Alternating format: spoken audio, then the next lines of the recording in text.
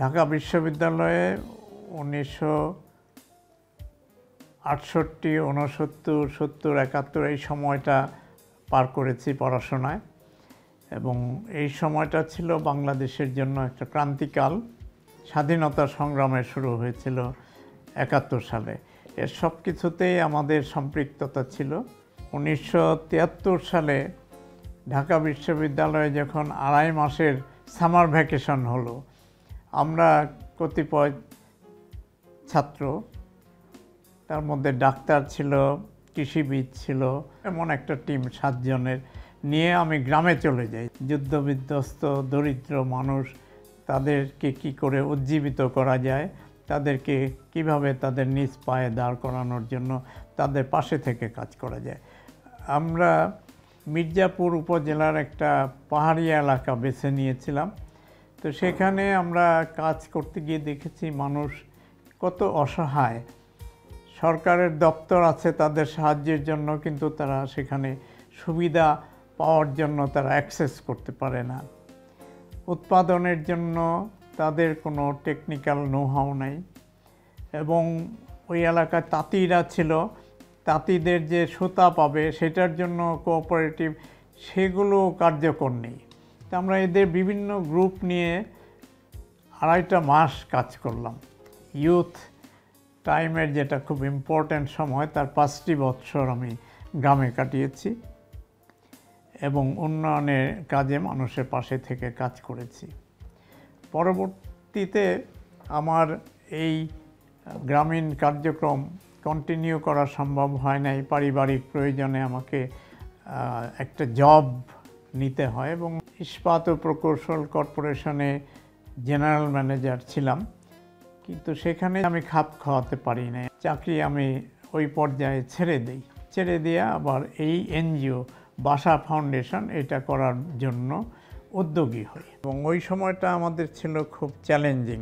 অবশ্যই স্মরণ করতে হবে, সে হচ্ছে আমার স্ত্রী, যিনি গত বছর ডিসেম্বরে ইন্তেকাল করেছেন। জেনারেল ম্যানেজারের চাকরি ছেড়ে দিয়ে, গাড়ি বাড়ি এসব ছেড়ে দিয়ে আমি এই এনজিওর কাজে সার্বক্ষণিক আমি জড়িত হচ্ছি। সেই পর্যায়ে অনিশ্চিত একটা সমস্যার মধ্যে আমার স্ত্রী তখন পাশে দাঁড়ালো, বলল, যেহেতু তুমি চাচ্ছ মানুষের জন্য কাজ করতে, এটা তোমার ব্যাকগ্রাউন্ড, ঠিক আছে, আমি যে চাকরি করি সোনালী ব্যাংকের অ্যাসিস্ট্যান্ট জেনারেল ম্যানেজার, এই চাকরি করে তো অনেকে পরিবারও চালাচ্ছে, আমি না হয় পরিবার চালাবো, তুমি মানুষের জন্য কাজ করবে। বাসে ঝুলে ঝুলে গ্রামে চলে যেতাম। ইব্রাহিম খালেদ সাহেব, যিনি বাংলাদেশ ব্যাংকের ডেপুটি গভর্নর ছিলেন, উনি আমাকে সহযোগিতা করেছিলেন পিকেএসএফের পার্টনার হওয়ার জন্য, বুদ্ধি পরামর্শ দিয়েছিলেন। 1992 সাল থেকে আমরা পিকেএসএফের পার্টনার অর্গানাইজেশন এবং তখন থেকে আমরা ঋণ কার্যক্রম করে চলছি।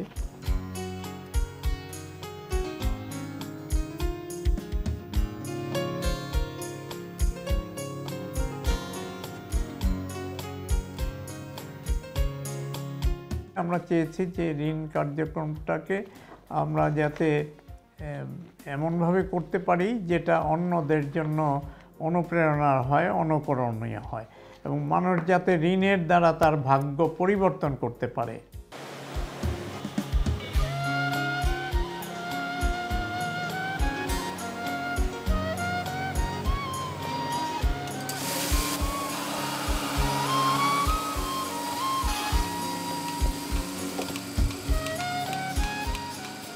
আমার নাম সুমি, আমি বাসা ফাউন্ডেশনের একজন সদস্য। আমি আর আমার হাজব্যান্ড 2 জন মিলে এই খামারটা প্রতিষ্ঠিত করছি। আমাদের মোট গরু হলো 43টা। প্রতিদিন দুধ আসে 270 লিটার, মানে মাসে প্রায় 5 লাখ টাকার মতো দুধ বিক্রি করি। সুমন এগ্রো ডেইরি ফার্মে মোট সম্পদ হলো প্রায় 2 কোটি টাকার মতো।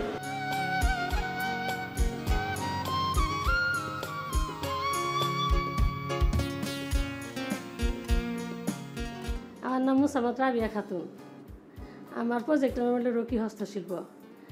আমি ভাষা ফাউন্ডেশনের একজন সদস্য এবং উদ্যোক্তা। আমার ব্যবসার বয়স 28 বছর। আর আমার কর্মচারী হইলো বাসায় 10 জন হইলো বেতন করা, আর মাঠে 2000 হইলো প্রোডাকশনে কাজ করাই। আমার এই সমস্ত কাপড় সারা বাংলাদেশে 64টা ডিস্ট্রিক্টে মাসে 5 লক্ষ টাকার মাল বিক্রি হইলে আমার একে থেকে 1.5 লাখ টাকা লাভ থাকে। এই ঋণ কার্যক্রমে আমাদের 80টি শাখা অফিসের মাধ্যমে আমরা কাজ করছি। মোট 13টি জেলা, 67টি উপজেলায় এই কাজ চলছে। লক্ষিত সদস্য সংখ্যা এখন 75,000-এর মতো, আর ঋণী সংখ্যা আমাদের 55,000-এর মতো। এখন ঋণ কার্যক্রমে নিয়মিত কর্মী এখন 600 জনের অধিক। এর মধ্যে বিভিন্ন ক্যাটাগরির আমাদের স্টাফ আছে, রিজিওনাল ম্যানেজার্স আছে, ক্রেডিট অফিসার্স এবং হেড অফিস থেকে কন্ট্রোলিং অফিসিয়ালস আছে। অডিট ডিপার্টমেন্ট কাজ করছে, অ্যাকাউন্টস ডিপার্টমেন্ট কাজ করছে, মনিটরিং ডিপার্টমেন্ট কাজ করছে। এটা একটা সুসংগঠিত একটা কার্যক্রম। আমরা চেয়েছি যাদেরকে আমরা ঋণ দিব, সেই ঋণ ব্যবহারের জন্য তাদেরকে উপযুক্ত করে তোলার জন্য কিভাবে প্রশিক্ষিত করা যায়, দক্ষতা বৃদ্ধি করা যায়, তাদের ম্যানেজমেন্ট ক্যাপাসিটি বৃদ্ধি করা যায়, এই ক্ষেত্রেও আমরা কাজ করেছি। বিউটিফিকেশন, টেইলরিং, গার্মেন্টসের কাজ করার জন্য প্রশিক্ষণ, তারপরে এই ওয়েল্ডিং, এই যত ধরনের ইনকাম জেনারেটিংয়ের কাজ হতে পারে এইসব ক্ষেত্রে তাদেরকে আমরা তৈরি করেছি।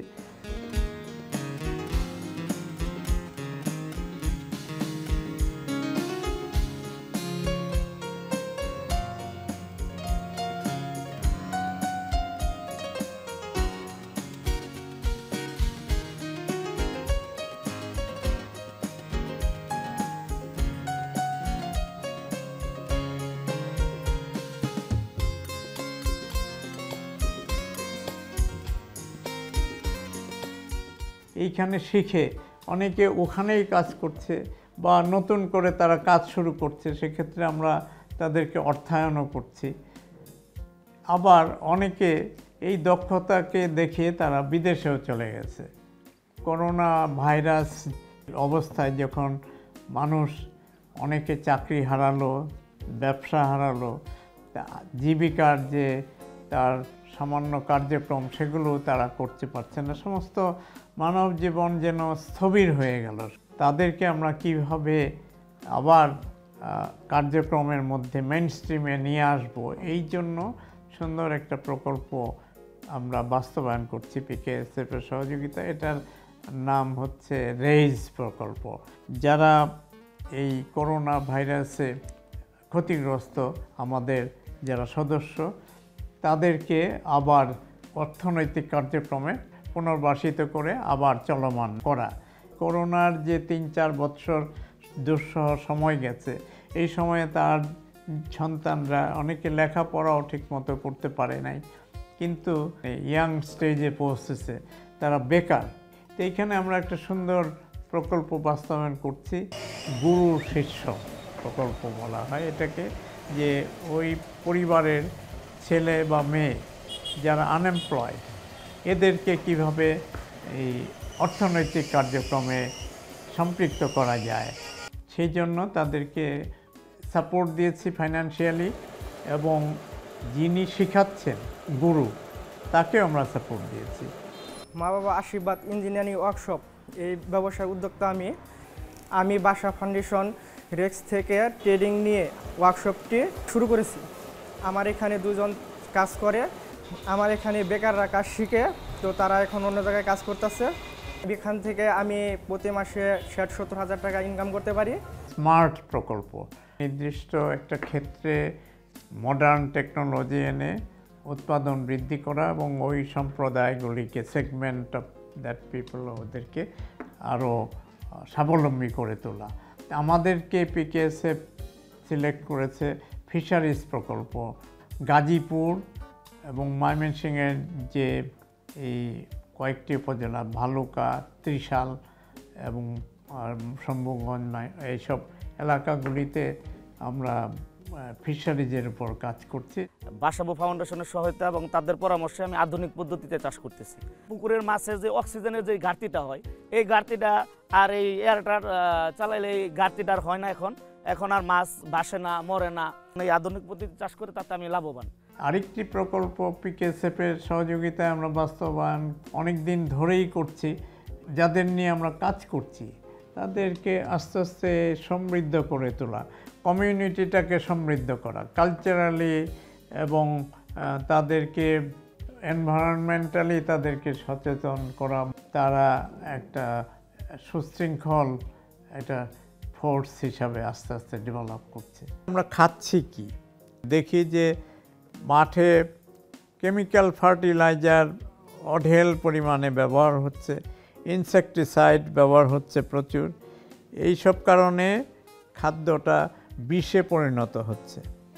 একটা উদ্যোগ নিয়েছি যাতে অর্গানিক উপায়ে কৃষি হয় এবং যাতে এই বিষক্রিয়াকৃত খাবার মানুষকে খেতে না হয়। সখীপুর, মির্জাপুর, সিরাজগঞ্জের বেলকুচি, ভৈরব, এই 4টা উপজেলাতে আমরা ইন্টেন্সিভলি কাজ করতেছি যে অর্গানিক ওয়েতে কৃষিকে প্রমোট করব এবং অর্গানিক ওয়েতে যাতে আমরা গরু, ছাগল, হাঁস, মুরগি এগুলোর উৎপাদন হয়, তাদের খাওয়াটা যাতে অর্গানিক খাবার খায়। সহায়তা করছে অর্গানাইজেশন হেইফার ইন্টারন্যাশনাল। ওদের কাজ হচ্ছে লাইভ স্টকের পরে সারা পৃথিবীব্যাপী এরা সমর্থন দিয়ে থাকে। এই কাজটা যদি সাস্টেইনেবল করতে হয় তাহলে শুধুমাত্র ওই সেমিনার, ওয়ার্কশপ এবং তাদের উপদেশ বা প্রশিক্ষণ দিয়েই করা যাবে না। তাদের জন্য নিজস্ব সংগঠন গড়ে তুলতে হবে। কোঅপারেটিভের মাধ্যমে সরেজমিনে তাদেরকে টেকনিক্যাল সাপোর্ট দিচ্ছি, বুঝিয়ে দিচ্ছি এবং হাই ভ্যালু ক্রপস যেটা উৎপাদন করলে তারা ভালো দাম পেতে পারে সেটার মধ্যে তাদেরকে ইনভলভ করছি। তাদের ওয়্যার হাউস করে দিয়েছে যেখানে তাদের প্রোডাক্ট আসবে, প্রডিউস যা করবে আসবে এবং সেটা মার্কেটিং করার জন্য আমরা আবার লিঙ্ক করে দিয়েছি যারা এন্টারপ্রেনিউয়ার্স আছে, মার্কেটিং এন্টারপ্রেনিউয়ার্স, ইয়াং পিপল, তারা এখান থেকে কিনে আবার মার্কেটস অ্যারাউন্ড চতুর্দিকে তারা সেগুলো বিক্রি করে। তো এই প্রক্রিয়াটা আমাদের যারা মহিলা কোঅপারেটিভ মেম্বার তারা অত্যন্ত উৎসাহের সাথে নিচ্ছে এবং তাদের মধ্যে লিডারশিপ গড়ে উঠছে এবং তারা এনভায়রনমেন্ট ফ্রেন্ডলি প্রোডাকশন এবং সেফ ফুড প্রোডাকশন এবং নতুন নতুন কর্মযজ্ঞ করে তারা যাতে একটা উন্নত জীবন যাপন করতে পারে। ইভেন রিনিউয়েবল এনার্জির দিকেও তারা কাজ করছে এবং প্রত্যেকটা কোঅপারেটিভের নিজস্ব পুঁজি ডেভেলপ করতেছে এবং এই পুঁজি দিয়ে তারা কাজ চালিয়ে যাচ্ছে। আমরা তাদেরকে রেজিস্ট্রেশন করে দিয়েছি। আমরা আশা করি যে এটা ফলো করলে সারা বাংলাদেশে একটা সেফ ফুড প্রোডাকশনের একটা প্রক্রিয়া শুরু হয়ে যাবে আরও বেশি করে।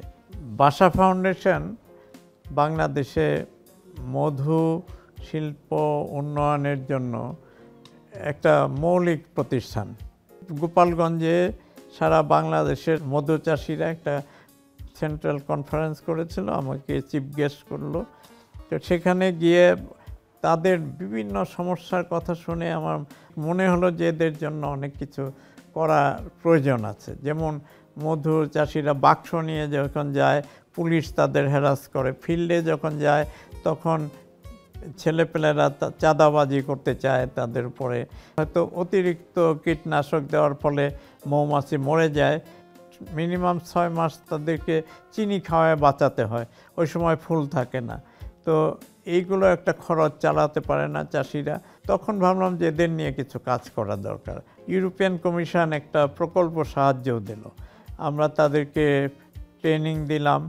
আমরা পুনে থেকে মেশিনটা বানিয়ে এনে আমরা স্থাপন করলাম, চাষিরা ব্যবহার করলো এবং এই মৌ চাষিরা উৎপাদন করে যাই করুক সেটা আবার বিক্রি করতে পারে না। যারা কিনে তারা তাদেরকে চিট করে। প্রথম বছরে আমরা সমস্ত মধু আমরা কিনে ফেললাম, কিনে বললাম যে এখন এগুলো প্রসেস করে তোমরা মার্কেটিং করো। আমরা মেশিনে প্রসেস করে দিলাম। ইফাদের মাধ্যমে পিকেএসএফ আমাদেরকে সহযোগিতা করলো এই মৌ চাষিদেরকে আরও প্রশিক্ষণ দিয়ে টেকনোলজি দেওয়ার জন্য। পরবর্তীতে স্ট্যান্ডার্ড চার্টার্ড বাংলাদেশ তারা প্লেন ল্যান্ড এবং এই পার্বত্য অঞ্চলে রাঙামাটি, বান্দরবন, খাগড়াছড়িতে এই মৌ চাষ প্রকল্প উন্নয়নের জন্য তারা আমাদেরকে সাপোর্ট দিচ্ছে, আমরা কাজ করছি। সেখানে নতুন ধরনের একটা মধু উৎপাদন হচ্ছে, পাহাড়ি মধু। এ পর্যন্ত 12,500-র উপরে মধু চাষিকে আমরা প্রশিক্ষণ দিয়েছি। আমরা বিভিন্ন প্রসেসিং মেশিন আমরা 10টার মতো বিভিন্ন জায়গায় আমরা বিনা পয়সায় দিয়েছি, চাষিরা এগুলো ব্যবহার করতেছে। মধু চাষিদের ইনকাম বেড়েছে। আমরা ইতিমধ্যেই বিশ্বের যে সংগঠন মধু উৎপাদনের ক্ষেত্রে চাষিদের এপিমন্ডিয়া, তার সদস্যপদ পেয়েছি আমরা বাংলাদেশ থেকে। এবং আমরা বিশ্ব কংগ্রেস যেটা ডেনমার্কে হলো সেখানে আমরা অংশ নিয়েছিলাম। সেখানে জার্মানি, ইংল্যান্ড এরা আমাদের সাথে আলোচনা করেছে, আমাদের সাথে এই মধু উৎপাদন, টেকনোলজি ডেভেলপমেন্ট এবং বিপণনের ক্ষেত্রে একটা যৌথ উদ্যোগ নিতে তারা আগ্রহী। আমরা মনে করি এটা বাংলাদেশের মধু চাষিদের জন্য একটা নতুন দিগন্ত উন্মোচন করবে বিশ্বব্যাপী। বাসা ফাউন্ডেশন অনেক দিন ধরেই আমরা শিক্ষা কার্যক্রমে অংশ নিচ্ছি। ইউরোপিয়ান কমিশনের একটা সাপোর্ট ছিল আমাদের। সেই প্রকল্পের আওতায় আমরা প্রায় 100 স্কুল খুলে মির্জাপুর, সখীপুর এই এলাকায় আমরা ঝরে পড়া ছাত্র এবং যারা নন ফর্মাল এডুকেশন, ওই বয়স্কদের জন্য শিক্ষা, এটার আমরা কাজ করেছি। সমৃদ্ধি কার্যক্রমের আওতায় আমরা প্রায় 4 থেকে 5 হাজার ছাত্রদেরকে দারিদ্র্যের কারণে অথবা ক্লাস ঠিকমতো ধরতে পারতেছে না, এই জন্যে তারা ঝরে পড়েছে, তাদেরকে আমরা আলাদা কোচিং দিয়ে আবার মেইন স্ট্রিম স্কুলগুলিতে আমরা ভর্তি করে দিতে পেরেছি। সরকারি প্রোগ্রামেও আমরা ঢাকার বিভিন্ন স্লাম এলাকার কাছাকাছি অনেক দরিদ্র বাচ্চা যারা ঝরে পড়েছে নানা কারণে শিক্ষা থেকে, তাদেরকে আমরা আলাদা স্কুলিং করে ক্লাস 5 পাস করিয়ে তাদেরকে আমরা হাই স্কুলে ভর্তি করার ব্যবস্থা করেছি।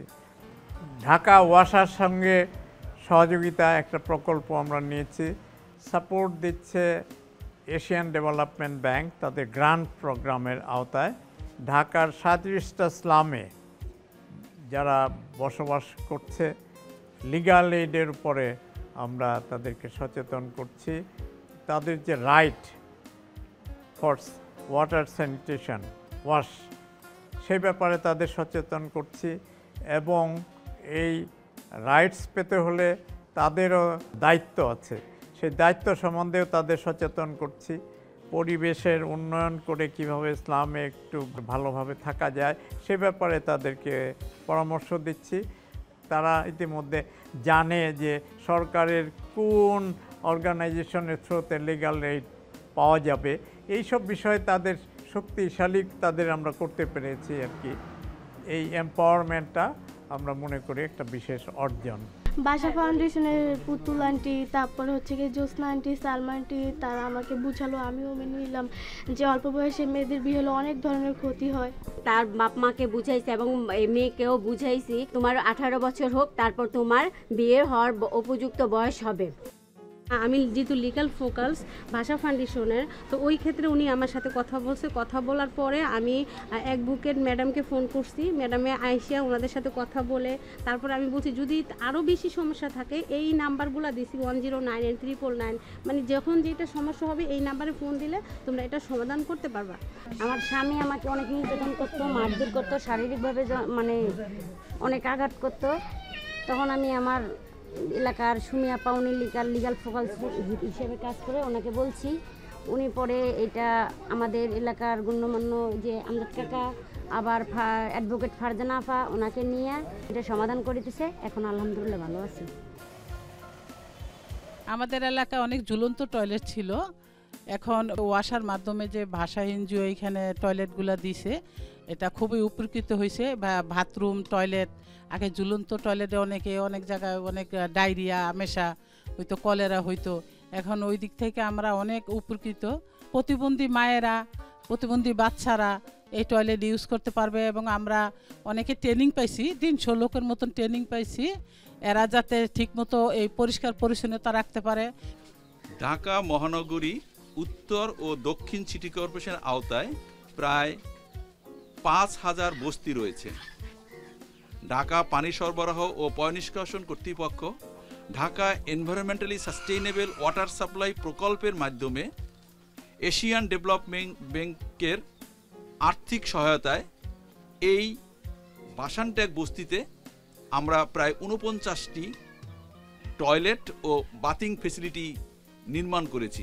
জাতিসংঘের যে অভিলক্ষ্য রয়েছে সেই অভিলক্ষ্যের সাথে সুর মিলিয়ে ঢাকা ওয়াসার সাথে বাসা ফাউন্ডেশন এবং BISR আইনি সহায়তা এবং নারীর প্রতি সহিংসতা বিষয়ক প্রায় 300 জন লোকের প্রশিক্ষণ দিয়েছে এবং কমিউনিটি বেস অর্গানাইজেশন তৈরি করে যে সকল নির্মিত টয়লেট এবং বাথিং ফেসিলিটি তার রক্ষণাবেক্ষণ এবং পরিষ্কার পরিচ্ছন্নতা এই কাজটিও এই বস্তিবাসীর সিবিও কমিটির মাধ্যমে করা হবে।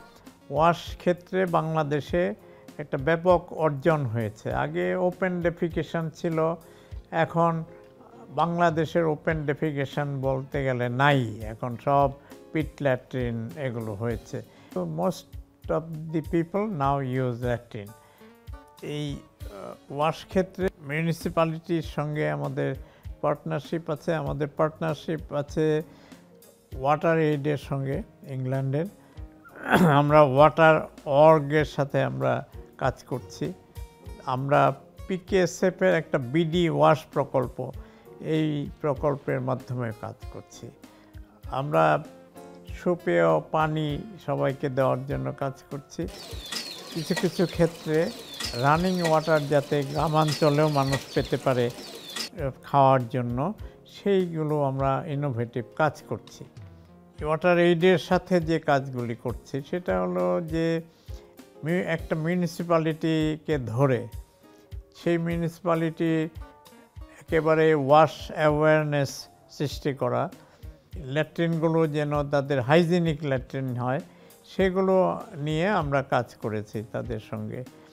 বাংলাদেশে প্রচুর ল্যাট্রিন হয়েছে, কিন্তু এই ফিক্যাল স্লাজ এগুলো যদি ম্যানেজ করা না যায় তাহলে এই ফিক্যাল স্লাজ যখন ভরে যাবে, পানির সাথে মিশাবে অথবা মাটির সাথে মিশবে, এর ফলে ওয়াটার এবং এই মাটি বা বাতাস সব কন্টামিনেটেড হয়ে যেতে পারে, দূষিত হতে পারে। এমন রোগ আসতে পারে যেটা হয়তো আমরা পরবর্তীতে সামাল দিতে কুল পাবো না। একেবারে ভ্যাকোট্যাগ দিয়ে বাড়ি বাড়ি থেকে কালেক্ট করে নিয়ে এসেছি ফিক্যাল স্লাজ। 14 দিনের একটা প্রসেসে সেটাকে কম্পোস্টে রূপান্তরিত করেছি এবং লিকুইড ওয়েস্টটা একটা বিশেষ প্রক্রিয়া, একেবারে পরিশোধিত পানি হিসাবে নেচারে যায় এমনভাবে ব্যবস্থা করেছি। এবং যে কম্পোস্ট আমরা তৈরি করেছি সেটা সখী কম্পোস্ট। এটা চাষিরা গত 8 বছর ধরে কন্টিনিউয়াসলি তারা কিনে তাদের জমিতে ব্যবহার করছে।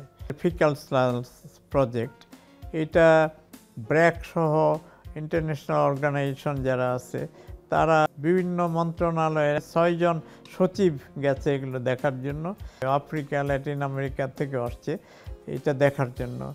কারণ এ পর্যন্ত যেটা হয়েছে বিভিন্ন দেশে, আমিও দেখেছি যে ফিক্যাল স্লাজ ম্যানেজমেন্ট হয়তো কালেকশন করে ডাম্পিং হচ্ছে এক জায়গায়, কিন্তু সেটাকে যে ট্রান্সফর্ম করে ইকোনমিক রিসোর্সে পরিণত করা, এই একটা টোটাল ইন্টিগ্রেশনটা শুধুমাত্র এই প্রকল্পে সম্ভব হয়েছে, যেই কারণে সবাই এটায় উৎসাহিত।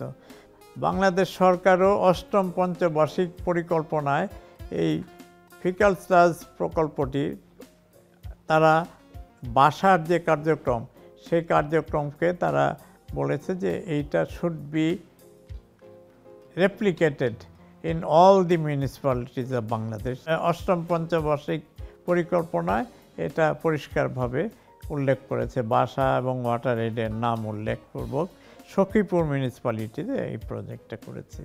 সখীপুর উপজেলায় একটি ইকো কম্পোস্ট প্লান্ট রয়েছে, যেটি আমরা ফিকাল স্লাজ কালেকশন করে সেইটি ফিল্টার করে ইকো কম্পোস্ট সার উৎপাদন করি এবং ফিকাল স্লাজ থেকে আমরা তরল পানি পিউরিফিকেশন করে আমরা পরিবেশের মধ্যে ছেড়ে দিই। এই বিশেষ কাজটি অত্যন্ত দক্ষতার সাথে আমাদেরকে সহযোগিতা করে যাচ্ছে বাসা ফাউন্ডেশন নামক একটি এনজিও। ভবিষ্যৎ পরিকল্পনা হিসেবে আমরা একটি হসপিটাল নির্মাণের পরিকল্পনা করছি, যেখানে আমরা চাচ্ছি যে সেই হসপিটালে টাকা মেডিকেলের আদলে ধরেন একই হসপিটালে আপনার ধনী এবং গরিব শ্রেণী, বিভিন্ন শ্রেণীর মানুষ একই ধরনের চিকিৎসা এনশিওর করবে এবং সেখানে মানুষের মধ্যে চিকিৎসার একটা সমতা তৈরি হবে। ভবিষ্যতে 64টি জেলায় আমাদের বিভিন্ন কার্যক্রম নিয়ে কাজ করার পরিকল্পনা রয়েছে। আমি এই প্রকল্পগুলো যখন ঘুরে ঘুরে দেখি তখন আমাদের মনে হয় যে আমরা সমাজের একটা খুব গুরুত্বপূর্ণ কাজে আমরা অবদান রাখতে পেরেছি।